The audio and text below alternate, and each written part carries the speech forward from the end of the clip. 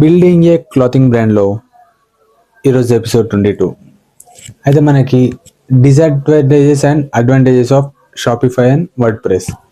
First, advantages of Shopify. Shopify ఏంటంటే అన్ని e commerce బిజినెస్కి ఒక అడ్డా లాంటిది అన్నమాట. అండ్ మీరు ఏ బిజినెస్ చేయాలన్నా సరే ఇక్కడ ఈజీగా ఉంటుంది. సెకండ్ పాయింట్ వచ్చేసి ఈజీ టు యూజ్. అంటే మనం షాపిఫైలో పెద్ద హడావిడి పడాల్సిన అవసరం లేదు, అంటే పెద్దగా నేర్చుకోవాల్సింది ఏం లేదు. అన్ని మనకు అర్థమయ్యే విధంగా ఉంటాయి, అంటే సింపుల్గా ఉంటాయి అన్నమాట. థర్డ్ వచ్చేసి థీమ్స్. దీంట్లో ఏంటంటే ప్రొఫెషనల్లీ డిజైన్ టెంప్లెట్స్ ఉంటాయి అన్నమాట.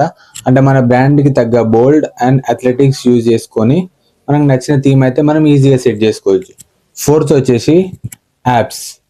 షాపిఫైలో ఏంటంటే థౌజండ్స్ ఆఫ్ యాప్స్ అనేది ఇంటిగ్రేట్ చేసి ఉంటాయి. ఎగ్జాంపుల్ మార్కెటింగ్కి, రివ్యూస్కి, ఎస్ఈఓస్కి చాలా యాప్స్ అనేది దాంట్లో ఉంటాయి అన్నమాట. మనకు కావాల్సిన యాప్ అనేది మనం ఈజీగా వాడుకోవచ్చు. ఫిఫ్త్ వచ్చేసి సెక్యూర్. షాపిఫైలో ఏంటంటే ఎస్ఎస్ఎల్ సర్టిఫికేట్ అని దాంట్లోనే ప్రొవైడ్ చేశారు. 24 hours మనకి కస్టమర్ సపోర్ట్ అయితే ఉంటుంది, అది ఏ సిచ్యువేషన్ అయినా సరే. సిక్స్త్ వచ్చేసి బిల్ట్ ఇన్ పేమెంట్ గేట్వే. అంటే షాపిఫైలో ఆల్రెడీ పేమెంట్ గేట్వే అయితే ఉంటుందన్నమాట. మనం సపరేట్గా ఇంటిగ్రేట్ చేసుకోవాల్సిన అవసరం అయితే లేదు, మనం షాపిఫై పేమెంట్ గేనే వాడుకోవచ్చు. నెక్స్ట్ వచ్చేసి disadvantages of using Shopify. Shopify ఏంటంటే మంత్లీ ఫీజు అయితే కలెక్ట్ చేస్తుంది అన్నమాట. షాపిఫై అయితే ఫ్రీ అయితే ప్రొవైడ్ చేయదు. సెకండ్ వచ్చేసి పేడ్ థీమ్స్.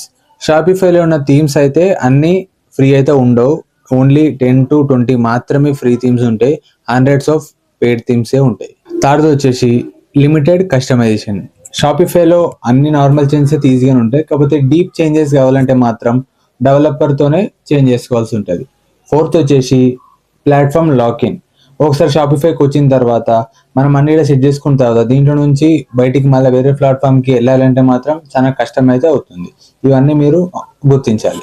ఇప్పటికైతే ఆపండ్రా బాబు ఇంతసేపు చెప్తాను అనుకుంటూ ఉంటారు, ఎందుకంటే వీడియో లెంత్ అయితే ఎక్కువైపోయింది కాబట్టి. వర్డ్ ప్రెస్ గురించి అయితే నెక్స్ట్ వీడియోలో మాట్లాడు.